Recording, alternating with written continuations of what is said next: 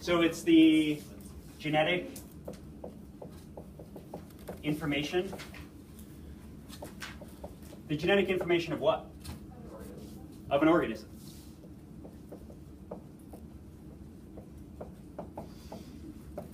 So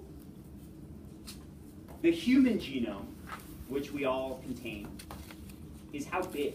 Like, how much information does it take to make a human? And just to be clear, when we say genetic information, what are we really talking about there?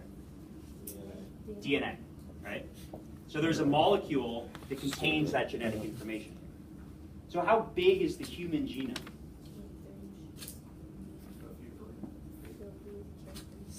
It's a few billion letters long. So the human genome is about 3 billion base pairs of DNA. And base pair is a term that just refers to an A hydrogen bonded to a T. So that would be like one spot in the DNA, or a C hydrogen bonded to a G.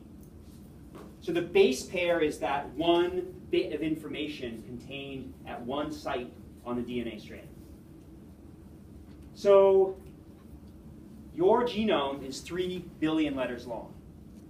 And scattered along those 3 billion letters are about, I don't know, you guys may know a more recent estimate, 20,000 genes, 25,000, 21,000 genes. Depends what you call a gene. So along this whole genome, there's about 21,000 different genes at different points along the genome. Most of the genome doesn't actually code for genes. It contains all kinds of other information, some relevant, some apparently not relevant, but might be relevant, and we just don't understand how it's relevant yet. And other stuff that is we're pretty sure isn't really used by the organism in its expression. So it's really sort of this big open area with these points of important information scattered along it, and then areas that control how that information is expressed interspersed.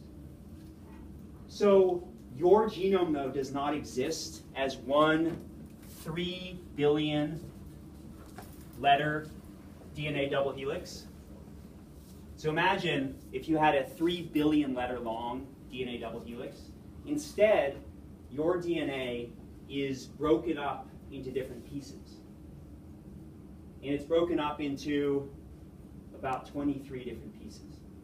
So what I want you to do, all right, this is the experimental part, is take that genome. I gave you guys a genome. I know it looks like just a random strip of paper, but it's actually the human genome. And I want you to cut it up, and don't cut it into weird random shapes, just cut enough times to give you, don't cut yet, oh, it's ready. Cut it enough times to give you 23 different pieces. So how many times do you have to cut it to give you 23 pieces? 22 times. All right, one cut gives you 2 pieces, 2 cuts give you 3 pieces, 3 cuts give you 4, so 22 cuts will give you 23 pieces. Go ahead and do that.